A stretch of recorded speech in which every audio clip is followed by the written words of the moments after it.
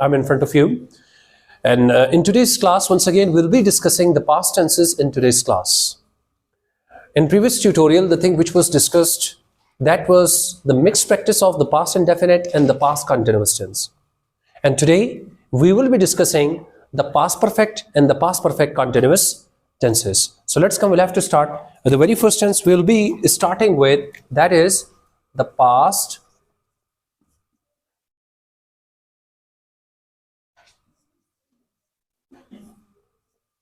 perfect tense. Dear students, if I define this tense, it is used for those actions just like the past indefinite, which start in the past and finish in the past too. But the actions of the past perfect tense take place before the actions of the past indefinite tense place. It is said that. In other words, I must say, the past perfect tense is used in combination with the past indefinite tense, or the past perfect tense is always combined with the past indefinite tense. And when you combine these two tenses, the meaning gets clearer. But simply, it can be used too. So, inshallah, we'll be discussing these two aspects of this tense today. And right after that, I will be discussing the past perfect continuous tense too. So, first of all, let me give you a brief introduction of the past perfect tense. In the past perfect tense, we always use third form of the verb because this is a perfect tense. And second thing, the helping verb is only one, and that is had. Is it okay? At the end of Urdu sentences, चुका था, चुकी थी, चुके थे वगैरह वगैरह आते हैं, just like that. So let's begin. Start करते हैं. मैं कहता हूं कि 5 बजे तक मैं अपना काम खत्म कर चुका था. इब्राहिम, 5 बजे तक मैं अपना काम खत्म कर चुका था. How will you translate this sentence? I had done my work till 5 o'clock. One thing you need to keep in your mind. If you need to keep one thing in your mind. The past perfect tense is used with any simple past time. If you are going to use simple past time just like this, the meaning will be clearer. If you do not mention simple time or you do not connect it with the past indefinite tense, there will be doubts in the mind of the speaker, the one who is going to put some question or going to listen your conversation. So very first thing, I had done my work till 5 o'clock. मैं 5 बजे तक अपना काम खत्म कर चुका था. ठीक है? No, that is the past perfect continuous tense. ये तो past perfect है ना, past perfect continuous में sense और for लगाएंगे, but this is not like that. अच्छा, डॉक्टर के आने से पहले मरीज मर चुका था. Died. Now just see, I'm moving towards that combination. Now you have choice. If you remember, while I was teaching you people, complex sentence, one dependent, one independent clause. So I'm going towards the combination. Past indefinite tense and the past perfect tenses are connected. तो आप क्या कहते हैं? Before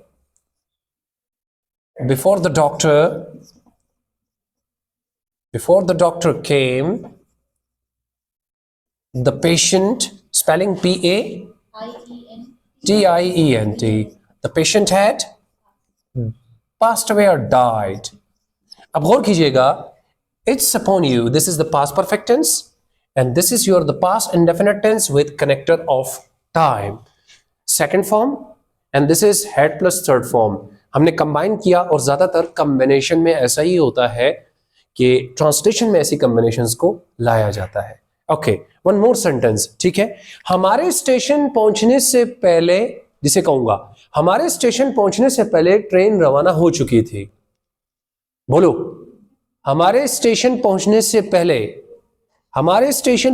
पहले train रवाना हो चुकी थी.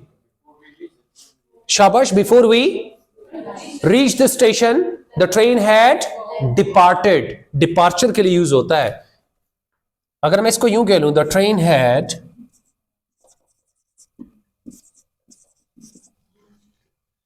departed. नहीं, इस तरह नहीं हो सकता. वो ट्रेन इज गॉन, वो कुछ और चीज है. आप किसी और सेंस में बात करें, ट्रेन चली गई है, लाइक दैट. परफेक्ट में चुकी थी के लिए जो हम सेंस बनाते हैं वो यही बना सकते हैं. The train had departed before we reached the station. You know very well, after reach no preposition is used. कहते हैं reach के बाद अगर preposition लगाया जाए तो ये जुमला गलत कंसिडर किया जाता है और reach अपने बाद preposition को एक्सेप्ट नहीं करता. Reach the station. तो बेटे वही बात हो गई. What I did, I brought past indefinite tense over here, second form, and I brought the past perfect tense at the beginning. Makes no difference. Now the connector is here. ठीक है. अच्छा, class के दौरान वो उसे गुस्सा दिला चुका था. During the class, she made them. गुस्सा दिलाने के लिए, इश्तिहाल दिलाने के लिए एक लफ्ज यूज होता है इंग्लिश में. Now he had provoked him. provoke का मतलब ये होता है to make somebody angry. गुस्सा दिलाना, भड़का देना किसी को. हम क्या कहते हैं? he had provoked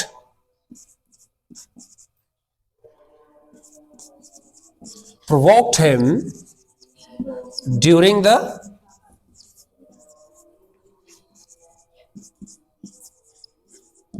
class. So during the class is what? Simple past time. Okay.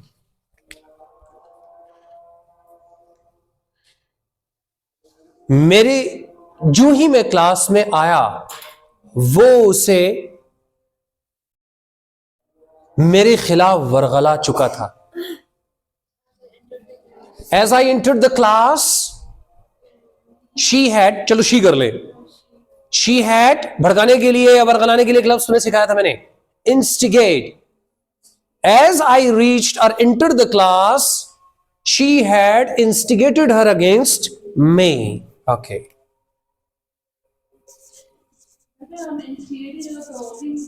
Provoke गुस्सा दिलाना और जो वरगलाना है, that is something else. It means somebody is going to pumping somebody against you by using false statements. Somebody जैसे ना कहते भड़का रहे, क्यों उसे वरगला रहे हो मेरे खिलाफ. ठीक है. Entered the class, she had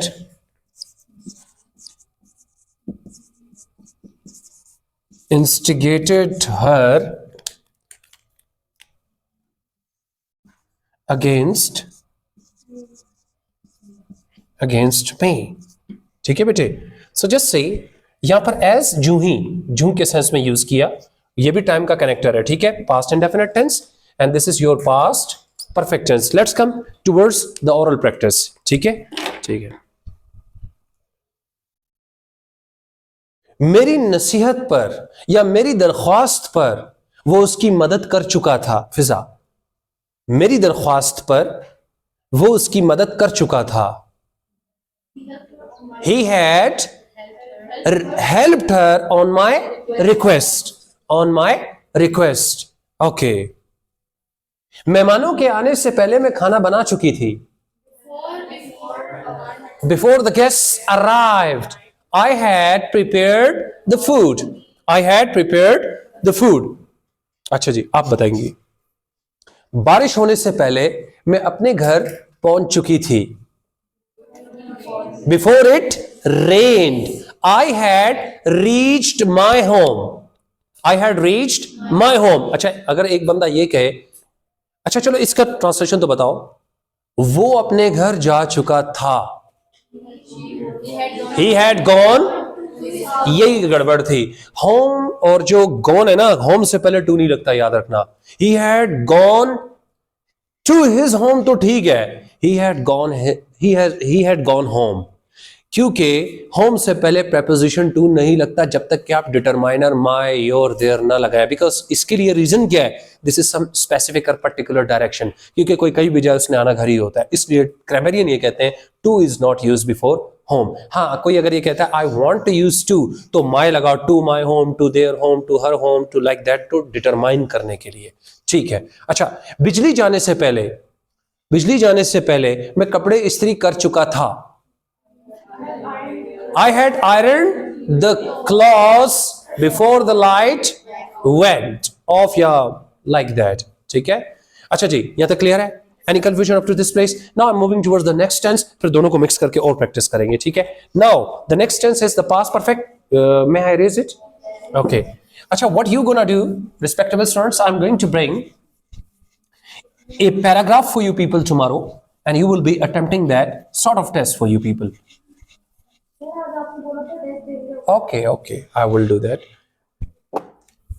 Past perfect continuous.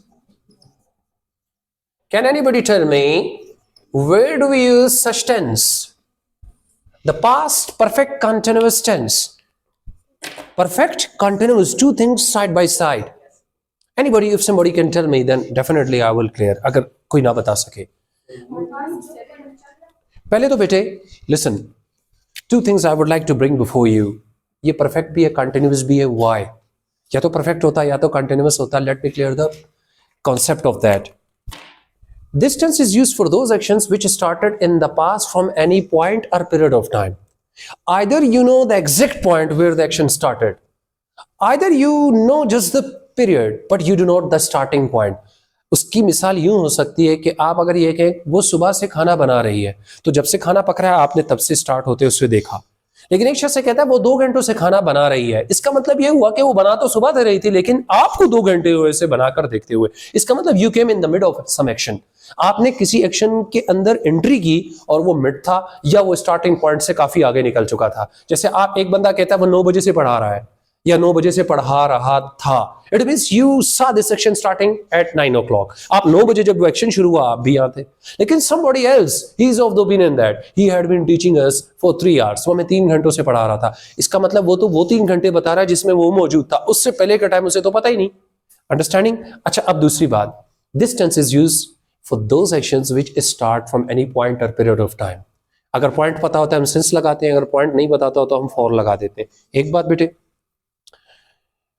and the same actions remain till another action in the past, in the progress or stopped. देखिए बेटे, अगर you are going to face this section, पहली बात तो बेटे थोड़ा सा introduction दे देता हूं. In this tense we are going to use first form of the verb with ing, कि आपने continuity दिखानी है. दूसरी बात बेटे, in this tense we have one helping verb and that is had been. ठीक हो गया? अच्छा, गौर कीजिए, स्टार्टिंग पॉइंट ये है और एंडिंग पॉइंट ये है. If you saw some action starting from here 9 o'clock से शुरू हुआ, खुदा करे ये 12 बजे तक रहा, अगर आप इसे देख रहे हैं आपके सामने रहा, तो इसका मतलब ये रहा कि आप यहां तक अगर 9 बजे शुरू हुआ और इस सेक्शन ने यहां तकरीबन कोई 2 बजे तक अपने आप को कंटिन्यू रखा, लेकिन आपने इसे 12 बजे तक देखा, तो आप क्या कहते हैं? She had been teaching us since 9 o'clock. ठीक है. एक ऑप्शन ये हो सकता है बेटे कि आप यहां अमल छोड़कर चले गए, तो इसका मतलब ये आगे भी चलता रहा, काम जारी रहा. लेकिन एक काम ये भी हो सकता है कि आपने इस काम को यहां से यहां तक देखा और अब वो जिस खातून ने आपको पढ़ाना था या जो कुकिंग कर रही थी वो अब बैठी हुई थी, तो जब वो कहते सुबह से क्या कर रही थी, आप कहते ये तो सुबह से खाना बना रही थी, हो सकता है कि अभी वो खाना ना बना रही हो.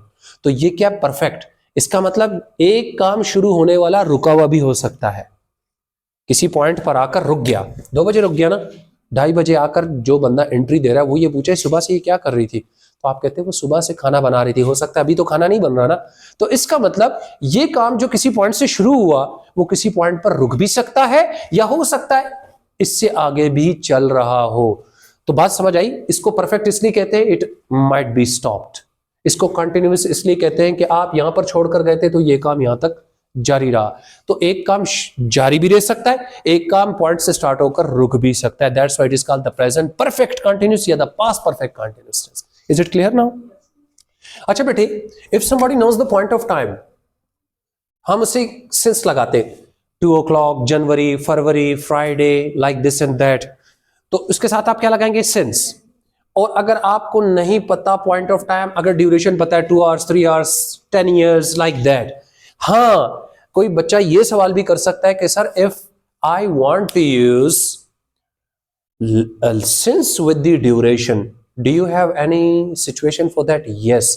उर्दू के तर्जुमे में अगर किसी ट्रांसलेशन में पिछले का लफ्ज आ जाए, एक बंदा ये कहता है मैं सुबह से पढ़ा रही हूं, तो इसका मतलब तो सीधा सीधा सेंस वाला मामला होगा।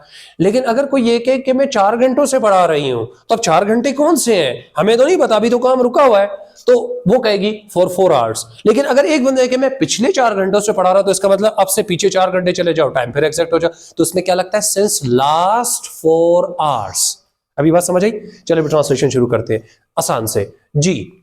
तो आगाज करता हूं, आप मरियम, वो सुबह से खाना बना रही थी, वो सुबह से खाना बना रही थी, बोलो, she since morning. Very good. इसने ऐसा क्यों कहा बेटे? क्योंकि इसने देखा इसको स्टार्ट होते हुए। She had been cooking food since, मैंने लगा दिया बेटे, सिंस मॉर्निंग। मैं इसकी एक और डायमेंशन भी आपको सिखाने जा रहा हूं बेटे। There is one very important point which most of the time skipped in the classes में छोड़ देते हैं, इवन के जो लैंग्वेज टीचर है वो भी छोड़ देते हैं उसको, लेकिन वो बताना बहुत जरूरी है। अच्छा बेटे, मैंने सिंस लगाया, मॉर्निंग, मॉर्निंग का मतलब बच्चे कहते हैं सर मॉर्निंग तो सुबह 6 बजे भी हो जाती है, लेकिन बेटे अगर किसी स्कूल में टाइमिंग 9 o'clock है, तो अगर 9 o'clock में मेरी पहली क्लास है, तो हमारी सुबह यहां पर 9 o'clock से ही होगी, एकेडमिक के हिसाब से, है ना टेक्निकल बात कि सर सुबह तो 6 बजे होगी, तो रोशनी होगी तो बस सुबह हो गई। लेकिन हम उसमें फिर अपने वर्किंग आवर्स में आ जाते हैं कि बेटा मेरे ऑफिस का टाइम तो 9 बजे, अगर मेरी क्लास का टाइम 9 बजे, तो आप सुबह मेरे साथ 9 बजे से होते हो ना, तो इसका मतलब आप वहां से चलेंगे, ठीक है। अच्छा बेटे, और वो कई दिनों से हमारा पीछा कर रहा था। सर एक minute, I will point out, सबको मौका दूंगा, मैं थोड़ा सा पॉइंट आउट इसलिए करूंगा सब इन्वॉल्व हो जाए। वो कई दिनों से मेरा पीछा कर रहा था, बोलो बोलो, कुछ नहीं है गलत हो जाए, makes no difference, I am here, मैं इसलिए तो हूं कि मैं आपकी मदद करूंगा। जी बोलो। नहीं, he had been chasing, he had been chasing me. आज सिंस लगाऊं, 4 लगाऊं? 4 नहीं, पास्ट फ्यू डेज नहीं, फॉर मैनी डेज। मैंने तो सिर्फ ये कहा बेटे कि वो कई दिनों से मेरा पीछा कर रहा था। अब कई दिन कौन से हैं, नोबडी नोस, ठीक है। अच्छा उसामा, वो पिछले 2 घंटों से वो पिछले 2 घंटों से हमें परेशान कर रहा था, पिछले 2 घंटों में चला गया। हाँ जी, या ये कह लो तुम पिछले 2 घंटों से मुझे परेशान कर रहे थे, तुम पिछले 2 घंटों से मुझे परेशान कर रहे थे। जी Atika, you had been disturbing me since, क्यों लगाया बेटे मैंने, लास्ट 2 आवर्स। अब आपको बात समझ आई बेटे कि जिस तर्जमे के अंदर उर्दू में पिछले का लफ्ज, तो इंग्लिश में लास्ट का लफ्ज ऐड करना पड़ता है, वो टाइम दोबारा एग्जैक्ट बन जाता है। उसने घंटों को एग्जैक्ट कर दिया, पीछे 2 घंटे चले जाओ, तो अब अगर 8 है तो 6 हो जाएंगे, 6 है तो 4 हो जाएंगे। Understanding my point? अच्छा बेटे आगे एक और दो तीन जुमले बनाता हूं, फिर असल पॉइंट की तरफ फिर आऊंगा, ठीक है। वो 2000 या हम 2001 से यहां तालीम हासिल कर रहे हैं या पढ़ रहे हैं। हम 2001 से यहां पर एक गलती कर गए, देखो एक गलती कर, फिर भी गलती कर गए, आपने आर लगा दिया, आर नहीं है यहाँ पे। हाँ बोलो, दैट्स गुड। अभी आपको समझ आई कि हमसे यही मिस्टेक हो जाती है, हम आर लगाते हैं, आर को एक्सेप्ट ही नहीं करेगा ये टेंस, और आर लगना भी नहीं है इसमें। तो क्या बोला हमने, we had been studying here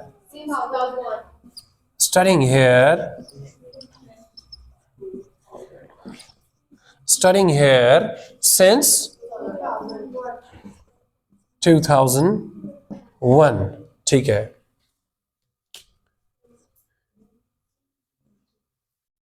वो 10 सालों से हमारी मदद नहीं कर रहे थे, वो 10 सालों से हमारी मदद नहीं कर रहे थे। They had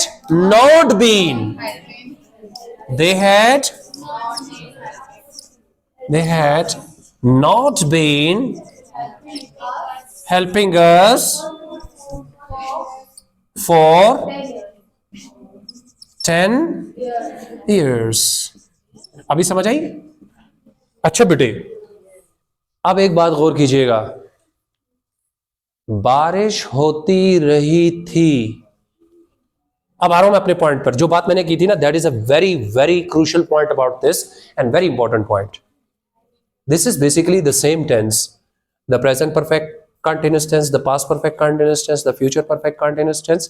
This aspect is always discussed in the class, but whereas the aspect I am discussing, the point I am discussing, that is always skipped. अब ये तो तर्जमा आता है ना, तो चाहे वो 9th के बच्चे हो, चाहे एकेडमी वाले हो, चाहे लैंग्वेज वाले हो, they get a bit confused. ये क्या बात कर रहे हैं सर? अब मेरी बात सुनो बेटे, पहले तो मैं एक जुमला बनाकर बताता हूँ, पहले जुमला देख लें. हाँ बोलो बेटे. बारिश होती रही थी. You are right. अब देखिए इसका कोई, आप बेटे इसकी कोई रीजन बताएंगी? It had been raining. तो तर्जुमा क्या बना? बारिश होती रही थी. अब सुनो, your own point, you said we use since and for in this tense. मैंने नहीं यूज किया. एक बात आप कहते हैं सर पॉइंट ऑफ टाइम और पीरियड ऑफ टाइम तो लगाना चाहिए ना. मैं नहीं लगा रहा हूं. एक बंदे को पॉइंट ऑफ टाइम पता था, वो सिंस से काम ले रहा है. एक बंदे को पीरियड ऑफ टाइम पता है, वो फोर से काम ले रहा है. एक बंदा ऐसा है जिसमें ना पॉइंट है ना पीरियड है. ये क्या मामला है सर? ये कैसा टेंस है? ये तो आप टेंस के खिलाफ जा रहे हैं. कुछ बताओ बेटे. सर क्योंकि हम लोगों ने उसको हाफ तक देखा, हम लोगों ने उसको फुल तक नहीं देखा कि वो कब तक होता रहा वो काम. अभी किसी हद तक आप जो जस्टिफिकेशन मैं मांग रहा हूं मैं आपको बताता हूं बेटे. देखें सुने, इस बात को सीख लो पहले. What you really mean when you are going to make such sentence. For example, you spent 10 days somewhere. Yesterday, you were staying somewhere. At night, when you were about to sleep, that movement, there wasn't any sign of clouds and rain was not expected. But early in the morning, when you got up, the complete garden yard, the complete garden was full of water. Might be raining, might be stopped. ऐसा काम जिसके बारे में translation सुन लो, मैंने यही definition की, मैं उन्हीं अल्फाज को दोबारा दोहराता हूं. This tense is used for those actions which start in the past from any point or period of time and remain in progress or stop till another time in the past. या चलते रहते हैं या रुक जाते हैं past में किसी और. लेकिन शर्त क्या थी? स्टार्ट किसी पॉइंट से होते हैं. बेटे अब क्या बात होगी इस सिचुएशन में, when you are not going to use since and for, what impression you are putting on somebody. आप ये इंप्रेशन डाल रहे हैं कि एक काम जिसके बारे में मैं बात कर रहा हूं मेरे जुमले में, मेरे सामने स्टार्ट नहीं हुआ. So neither I know the point of time nor the period of time. अब अगर मैं 4 घंटे कहूँगा तुम तो गलत हो, तो 6 घंटे हो गए. अगर मैं सुबह से हो रही है, सुबह से तो नहीं हो रही है, तो आधी रात से हो रही है, तो मैं तो दोनों सूरतों में गलत हो गया. In such case, you make sentence by the logical proofs. You make sentences by the logical proofs. अब आपने जुमला कैसे बनाया? It had been raining. बारिश होती रही थी. इसका मतलब बोला कल जब आप सुबह उठे तो क्या हुआ? कल तो बारिश होती रही थी. कहते कब से? यार ये तो मुझे नहीं पता. लेकिन जब मैं सुबह सहन को या मैंने जब गार्डन को देखा, सब कुछ गीला था, शीशे गीले थे और बादल छाए हुए थे, तो मुझे अंदाजा हुआ बारिश होती रही थी. साबित ये हुआ कि ये बारिश अभी शुरू नहीं हुई. हालात ये बता रहे हैं कि ये कुछ 2-4 घंटे या 5-7 घंटे पुरानी बात है. लेकिन वो कौन से घंटे और वो कौन सा पॉइंट है ये मुझे नहीं पता चला, क्योंकि वो सब कुछ मेरे सामने नहीं हुआ. For example, you were teaching somewhere else. 2 student entered your class. The moment they entered, आपने ऐसा किया. You had been smoking. तुम सिगरेट पीते रहे थे. आपने पीते हुए देखा? नहीं. टाइम बता सकते हो? नहीं. पीरियड ऑफ टाइम आपको पता है? नहीं. पॉइंट ऑफ टाइम आपको पता है? नहीं. अंदाजा कैसे लगा लिया? You just smelled those boys and just because of the smell of tobacco, you realize that कि ये काम थोड़ी देर जारी रहा है. फिर समझो, अगर मैं कहूं एक और जुमला देखो कि मैं इससे क्या सेंस डाल रहा हूं.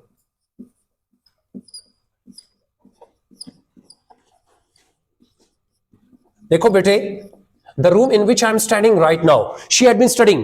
वो पढ़ती रही थी. पास में किसी को हमने कमरे में बिठाया, मेरी बेटी, मेरी बहन, जो भी XYZ.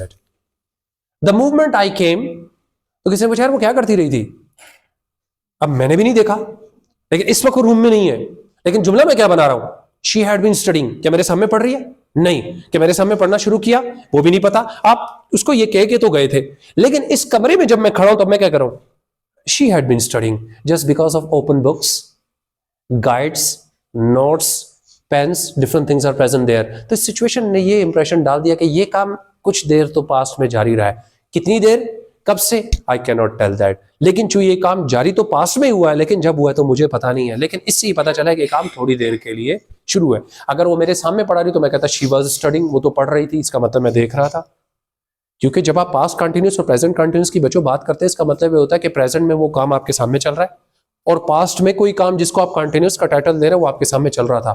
शी वॉज टीचिंग, तो इसका मतलब मैं बैठा हुआ था, वो पढ़ा रही थी। शी हैड बीन टीचिंग, वो पढ़ाती रही थी। कोई भी नहीं है, बोर्ड को देख के अंदाजा लगा लिया, अच्छा वो पढ़ाती रही थी। कैसे पता चला? सब कुछ बोर्ड भरा हुआ है, अंदाजा।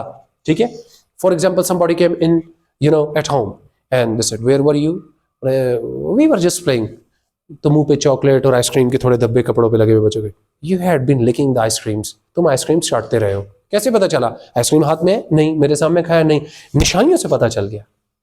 दो बच्चे आए, कपड़े फटे हुए हैं, टीचर रूम में, कपड़ों पे मुंह पे स्क्रैचेस लगे हुए हैं, अच्छे खासे पंचेस के निशान है, कपड़े फटे अंदर होना, मतलब यू हैड बीन फाइटिंग, तुम लड़ते रहे थे। नो नो नो सर, मैंने देखा लड़ते हुए नहीं।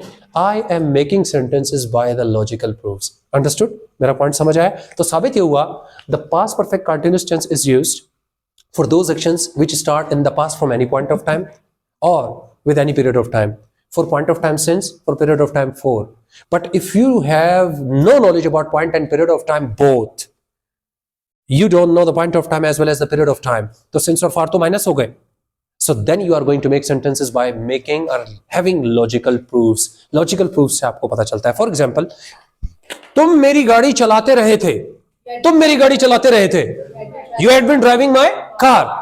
मैं तो नहीं था, मेरी गाड़ी तो पार्किंग में खड़ी हुई है, मैंने चलाते हुए देखा नहीं। How did I come to know? I just put my hand on my bonnet. Understood? It's too hot. पता चल गया गाड़ी चलाई गई है। सही है? अच्छा, बाहर गए, ग्राउंड में बल्ले पड़े हुए हैं और क्रिकेट का जो किट है पूरी पड़ी हुई है। Come here. Did you go to tuition? Tuition गए थे? Yes sir. Yes brother. Yes father. We studied. No. You had been playing cricket. तुम क्रिकेट खेलते रहे थे। कैसे पता चला? बाहर सिचुएशन पता चल गई कि तुम सारे के सारे वहीं पर थे। You did not study anything. अब मैं कुछ जुमले बनाता हूं, जरा आप लोग से ट्रांसलेट कीजिएगा, ठीक है? वो पिछले 10 सालों से पोजीशनें लेती या ले रही थी। वो पिछले 10 सालों से पोजीशन ले रही थी। She had been getting the positions since last 10 years. और last 10 years क्यों बोला? क्योंकि पिछले का लफ्ज आ गया ना। और अगर मैं ये कहूं वो 10 सालों से पोजीशन ले रहा था, he had been getting the positions for 10 years. पिछले का लफ्ज नहीं था, तो आप लोगों ने भी since का मामला खत्म कर दिया।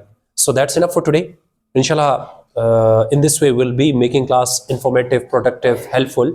Tomorrow what I'm going to do, I will bring a simple paragraph for you people which you're going to attempt, and that will tell where you are standing right now, and inshallah we'll be practicing the future tenses like that.